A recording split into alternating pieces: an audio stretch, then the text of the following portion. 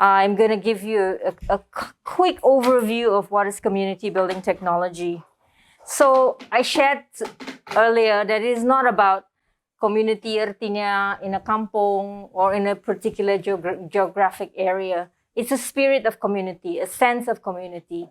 Often, like I said just now, when you see a disaster happens and you see people rally around what happened and then try to help each other. It's something like that. How do we get a group of people who don't know each other to get to that sense where you have compassion, you have interest, you have care, you want to solve something together? And this group of people who came upon this, what they call community building technology, did it through many, many years of group experiences. So studying what happens to groups. So this one key person who was a psychiatrist, he saw that when you put a group of people together, it doesn't matter who, any random group of people, they behave in a particular way. They go through different stages, they call it. And they always do the same thing. And there's certain things you can do in facilitation to help them to get to community. So they may not get to community on their own, but through some guidelines, and we will learn about these guidelines later, they can get to community. So the stages that he saw there are 4 of them. I'm just gonna write them here. Pseudo-community.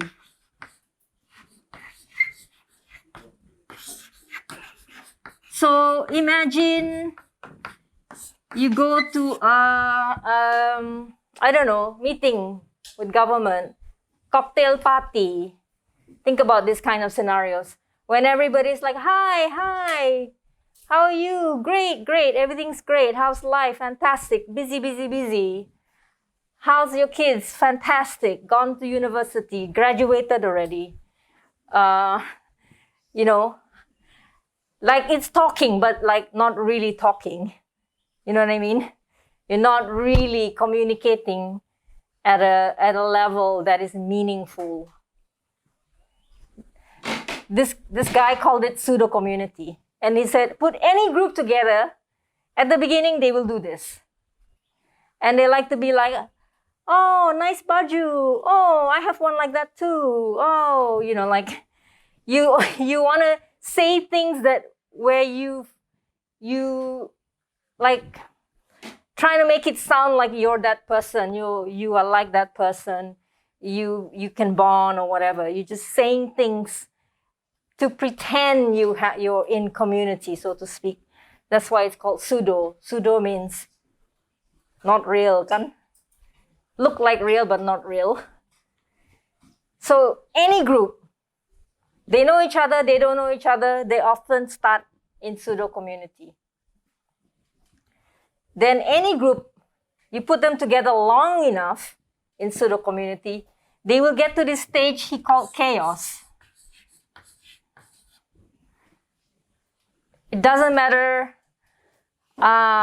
whether you do something or you don't do something. It's a natural, he called it evolution. Even though it may be more uncomfortable than this, but this is actually better than this in terms of being real. You see what I mean? So chaos is actually very natural. Very, very natural. After a while, if you are always thinking as a facilitator, you can tell if a group is in chaos. You just see the energy, you see the gaya, you see the body language, oh, chaos. And then what do you do if a group is in chaos? What are the characteristics of a group in chaos? Now, what he discovered is that with no facilitation, no guidance, memang a group will go through this. Yeah? So Now with facilitation, with certain guidelines, which you will learn later, a group can go through what he calls emptiness.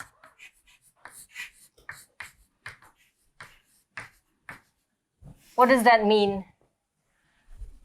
Usually in chaos, after here you're like, oh, everything's great, great, wonderful, wonderful, cool, cool, busy, busy, good, good. Here, then the differences start to arise.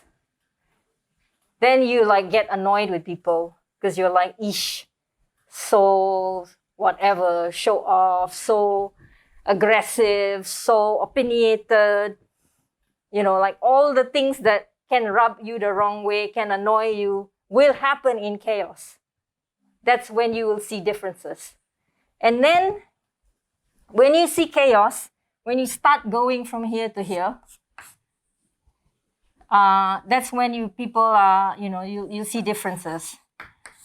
And then when you see differences, people will start to want to fix you around here.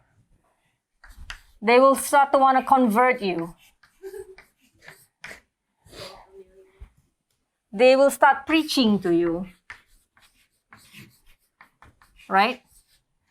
I had that too, and I found Jesus. Jesus answered all my questions, and you should find Jesus. You see what I mean? Like, they're trying to convert you or fix you. And then preaching. Yeah, that's in your mind, that's in your head. If you did it like this, and you you can sort it out. That's what happened to me. And there's also a particular kind of language in chaos. You like to generalize. You like to say diorang, kamu orang. Point fingers. That's sort of languages in chaos. Now with facilitation, it doesn't matter good or bad, but better still if it's on the good side, you can move to emptiness. Your facilitators looking at process, right? You're looking where the group is. You say, okay, the group's in chaos. Now we will do this, something subtle to kind of tip you over. And how do you tip a group over? Sometimes it's one person.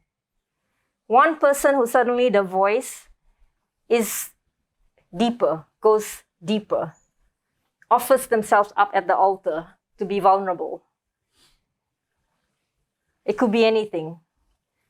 Suddenly something surfaces and they need to talk about somebody's death. And it just takes one voice to move you into emptiness. And you can tell emptiness, it's deeper, it's more vulnerable, it feels more real. And then there are more silences. This one, bising.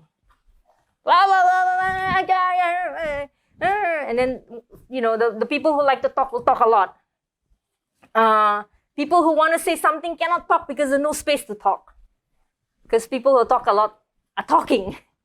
And there's no space, so you diamlah and you check out. Then your voice is no longer in that space. You may have even checked out emotionally or in other ways. But emptiness has a particular quality of, depth. Even there'll be silences. It's a little more spacious. There's vulnerability. Many qualities, but you have to experience it. I can write and write and write and write. It's the experience that is important. And tomorrow, as we go through these sessions, although it is a lot of you facilitating, and there will be a little bit disruption of the energy every now and then because it's like not very smooth. You're all learning anyway. But those of you who were there last year, we did journey like this. We had moments where we got here, which is called community. So what does that mean? This is when all of a sudden you've gone through here. You empty yourself of what? You empty yourself of judgments. You empty yourself of prejudices. You empty yourself of expectations. Like suddenly everyone's like, I really didn't like that woman just now. She talked too much. But suddenly I understand exactly what she means. I know what she's saying. And then all of a sudden, the person yang most annoying in the room, you reach here and you're like, wow. You suddenly feel like your heart, it's like you're really seeing that person. You're really learning from that person. And that person ends up being your alter ego, and you learn and you're getting a reflection of yourself. And then you feel that was everybody. And the space feels softer. Whereas here, the space is very like punchy. It's just like static. It's like a little bit like static space. And then here is just be like, ah! Those of you who don't like chaos, you will either switch off here or you will be like, I cannot stand this. I need to leave. Some of you like chaos, you'll just be like, oh, this is really fun. Emptiness can be uncomfortable for some people. When people start sharing more, in a deeper way, more vulnerable way, it starts to impact the next person and the next person and the next person. There's more and more sharing. What happens is it's with dynamics, right? You get into a group like a critical mass. One person speaks authentically. A second, a third, a fourth, a fifth. When 10 have done that, you will feel the room change. And then it'll be like, you can't even say something like, that is from here, because you will actually feel yourself, the charge is gone. So the group dynamic will shift you after a while when there's enough of people in this space. Okay? And then when this happens, it's literally like a tipping over. Sometimes it's just boom. Suddenly someone just says one thing. 2 people, 3 people. You start to get a sense of this. And some people can get there before others. I've been in groups where everybody got there and just like, wow, it's like meletup. You ask that group to solve like any problem, they can do it. So that's the genius of it. When you're in community, you go into task, it'll fly. If you're here, don't tell the group to do a task. It will fail. You're here, iffy. Although in terms of creative energy, banyak. A lot of creative energy here. And sometimes you may even want to create chaos to get the group into a creative dynamic. Just because a group has gotten here, it doesn't mean it stays here. You can flip back here. Somebody says something, you flip back here. But a group who has experienced this and has built the literacy, the language, the understanding of this, you also start to learn how to get back there. And then you also start to learn how to, hey guys, we're in chaos. And then it's okay, you don't have to judge it. Sometimes the chaos is needed. So this is very, very a simplistic overview. I'm conscious of how much time I have. So what this guy did was, and this group of people, was create these guidelines. There are 11 guidelines. They sound very simple, but they're very powerful to help you go from here, which will happen anyway. It's a natural phenomena. This will happen anyway. It's a natural phenomena. If a group cannot empty, ini tidak biasa, this will happen. What will usually happen is the leader, the person yang paling besar suara, atau the person yang banyak charisma or power, will like, this group, really terrible. Let's kick them into shape. You guys, I'm the leader here, okay? I'm going to tell you what to do. You guys are making too much noise. Clearly, we're not going to get anywhere. I'm going to urus you. So the other way out is to organize them. This is when you soon everybody. I'm going to put them in that organization chart. Say, you're going to do this. You're going to do this. You're going to do this. You're going to do this. And put them in compartments so they can do a task. It's not bad per se, but you're missing out on the fullness of what is actually possible. What Sumi talked about just now about the inner journey with the self, but also with your peeps, with your allies, with your group, and really experiencing what it's like to suspend judgment, to suspend prejudices, to suspend expectations, and then to experience the fullness in the room. And there's an interesting thing that happens, because that happened to me in my first session in 1997. There was really one or two people that annoyed the shit out of me from the beginning. And then at the end, I was like, wow. All of a sudden, I felt my eyes soften. And they call it like looking at the room or looking at the group with softer eyes or with soft eyes. It literally feels soft. And the lines, start to blur and you can feel all this dropping. And the most weird person becomes your ally. I was once in another session. I can't remember all the training I did. The first one was in Taiwan. The second, third, fourth, whatever was all in the US. And one of the ones I did in Seattle, there was a former leader of the Ku Klux Klan. You know what's the Ku Klux Klan? Do you? White supremacist. He was the leader of the white supremacist group. And I was like, I love this guy by the end. At first, I wanted to kill him. But in the end, I love that guy so much. I learned so much from him.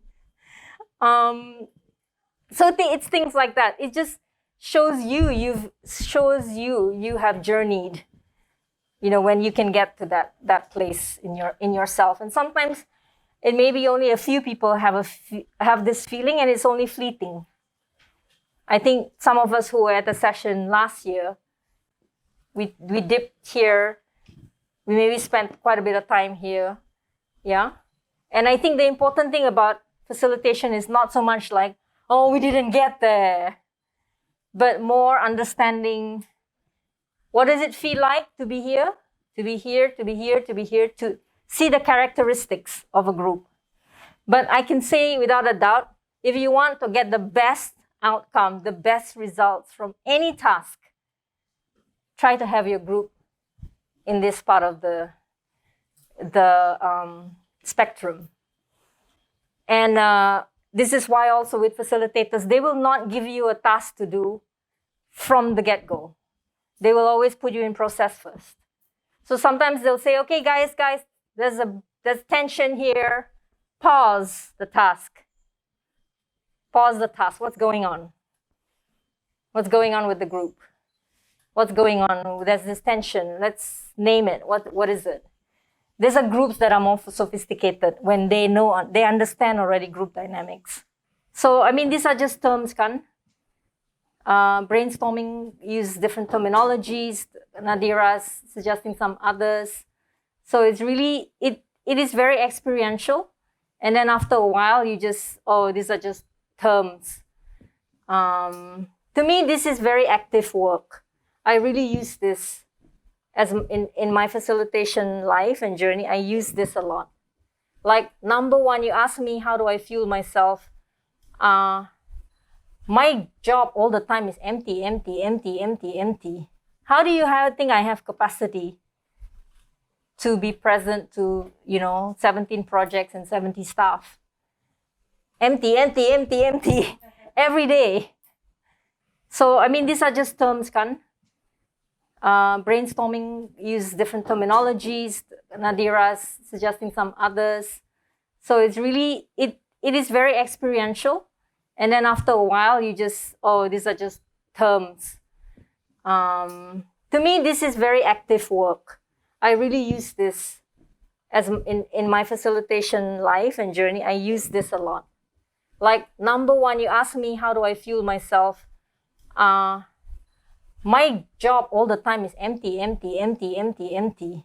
How do you think I have capacity to be present to, 17 projects and 70 staff? Empty, empty, empty, empty, every day. Emptiness is definitely a very important tool, an important process. So here are some guidelines. It may sound a little bit weird. Be on time for each session. I think being on time is kind of underrated, but it really makes a big difference when you're in a group process. We don't want you to miss out. You don't want to miss out, so being on time. Saying your name before you speak. So this is something really, really practiced in community building technology, and often in others as well, is to say your name. It's a little bit like AA, Alcoholics Anonymous. You say, my name is Bill, and then you say blah, blah, blah. It's to own what you're going to say. It's to own it. To hear yourself say your name. And then it's also a way to be like, just get your voice out. So in CBT, you don't put your hand up. You just say, my name is Russell Ann, or my name is Russell. Silence if you don't know your words yet. And then just, sometimes your words will come. So say your name before you speak, and it's about interjecting your voice into the space and then coming in after that. Speak personally and specifically using I statements. So that's like, I'm bored, I'm annoyed, I'm in pain, rather than boring lah kamu, or this is annoying, this process is annoying. When you say this process is annoying, you're generalizing. You're saying to everybody in a way that the process is annoying. And it's a way to not own what you are saying about yourself. If you say, I am annoyed, that is personal to you. I am not speaking on behalf of anybody else. You see what I mean? But you see how hard it is to say I am annoyed compared to this is annoying? You see what I'm saying? It's very rare that you will say I'm. This is a very simplistic example, but and it isn't about being individualistic. It really is about owning your, whatever your experience is. So somebody, for example, the teacher, the main guy who talks about this, you can watch it on video.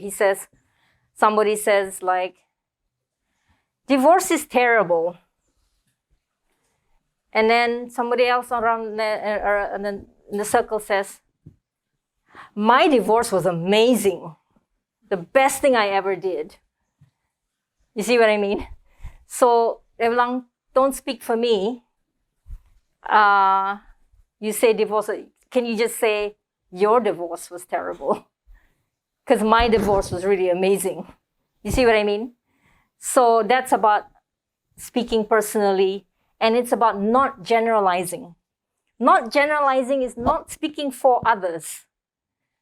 Not projecting yourself onto other people. Actually, kau yang bosan. Tapi kau project macam semua orang pun bosan. You understand? In a way, that's disrespect.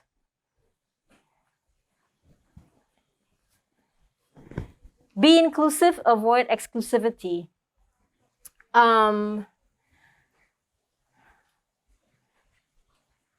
Let's give one example. Sometimes we can be inclusive or exclusive with our eye contact. I don't know whether you notice sometimes in very, very patriarchal settings, So like government meeting, for example, I've experienced this myself, so I know the eye contact. Sometimes I remember one in Coppell when there's a land rights issue with his grandfather, and there was the management of forestry department, a discussion that I facilitated. Dia orang masuk, yang government side dia begini semua. And the community were quite open, looking around, gini. And then when they start talking, they're just looking down like this and just, this is the facts. Ni fakta tentang ni hutan simpan. Dia dibina bila, and then the eye contact was very exclusive, meaning they didn't even look at the community. Okay? When you don't even look at the community, what is the message? And all your body language is you're defended. Yeah? These are the things when you look at process, you will see this. And so you can exclude through your eye contact. Many, many times women are excluded in a room where just like, I'm only going to look at the guys. Don't look at the woman. Yes? And sometimes women, we do that ourselves to other women. Yeah, so there are many ways. Look, check yourself before you check anybody else. Look at yourself. How are you inclusive and how are you exclusionary, excluding others? Eye contact. I see that myself. Like sometimes I'm pissed off with somebody, saya tidak mau cakap sama dia. Then I have to see myself, yeah, you're not talking to that person because you're mad with that person. I'm just going to say, person, I'm mad with you. Because I don't want to be exclusionary because I'm mad with that person. You see what I'm saying? That's why you see I'm the way I am. Because I would rather just my energy be clear and that it's not like, why is she like that? Energy doesn't lie. Express displeasure in the group, not outside the circle. This is really super important. You can say later, wow, that person really talk a lot and like really monopolizing, and you can go and talk about it with your friend. But actually that is really valuable, something valuable that if you brought it in the circle, and you can use I statements, you can speak personally, you can be inclusive, and you say, I feel really uncomfortable about da. Saying that in the circle, sometimes it just is needed for the group to move. Sometimes saying something like that will move a group from here to here. Just one statement.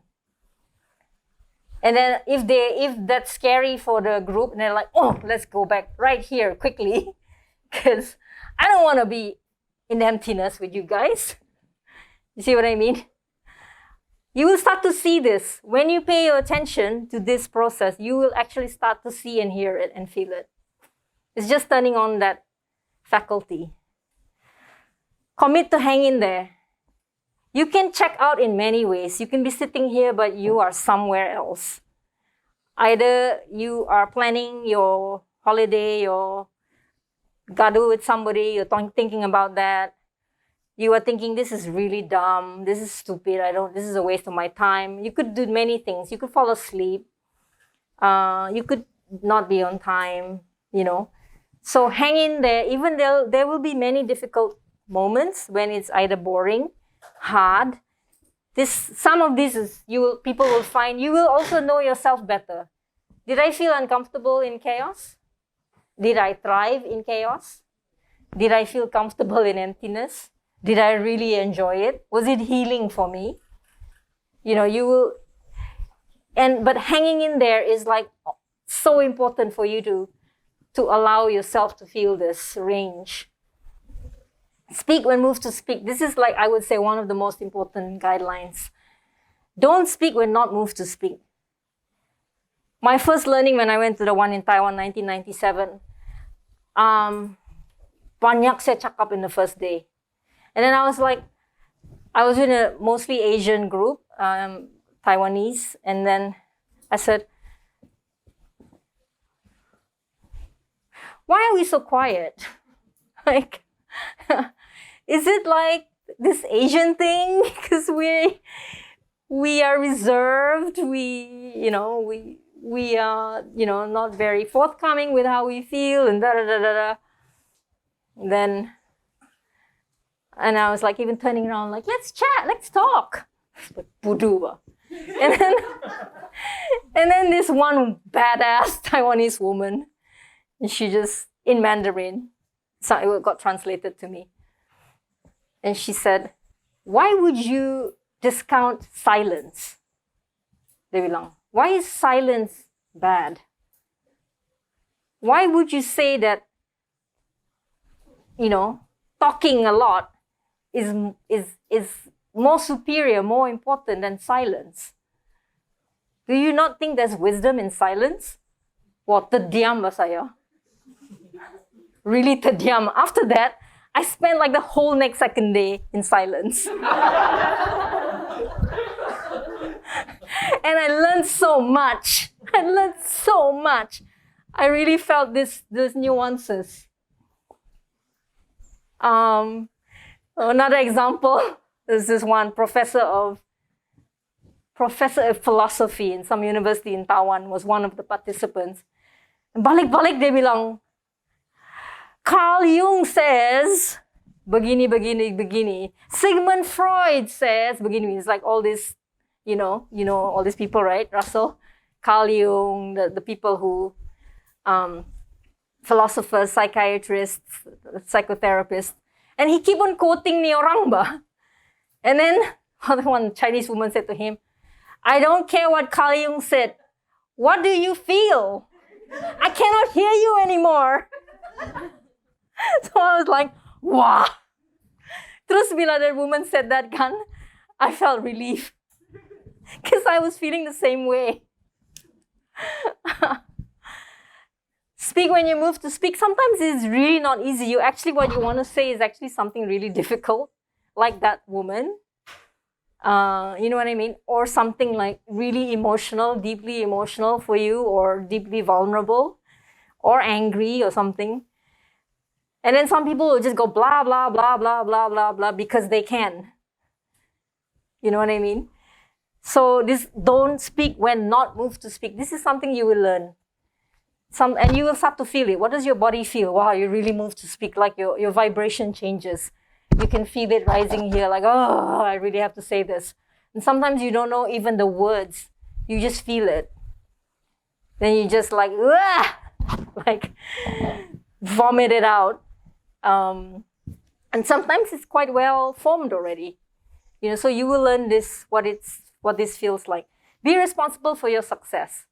Whether this group gets to community, whether tomorrow we're going to shift through this, whether it moves around, you can feel all of this. And please don't make this your goal. It's not up to me. Really, really not up to me. Not up to FSI. It's up to every one of us. Speaking when you move to speak, etc., etc.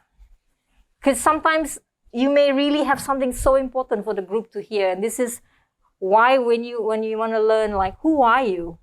What is your uniqueness? A lot of it is in finding your voice. And you find your voice in relationship like this. Participate verbally and non-verbally. I talked about silence before. So just because you tidak blah, blah, blah, blah, blah, it doesn't mean you're not participating. You might be very, very engaged. Like the whole day and I didn't say anything, I was super engaged. I just didn't talk. Yeah. Be emotionally present with the group. I think that's self-explanatory, kan? Stay with the group. Try not to check out. You're checking out. Sometimes falling asleep is a way to check out. Sometimes you just can't handle it emotionally. Then you're like, your system just knows how to shut down. So it's just like check yourself lah, what is happening. Respect confidentiality. So if something is shared, something really, really, someone's been really vulnerable, sharing something they've not shared with others before, talked about a trauma, whatever. This is not something that you suddenly go there go home, whatever, and talk, oh yeah, there's this person in our group that talked about being, I don't know, sexual harassment and who it was and all this kind of stuff. It is not topic for discussion.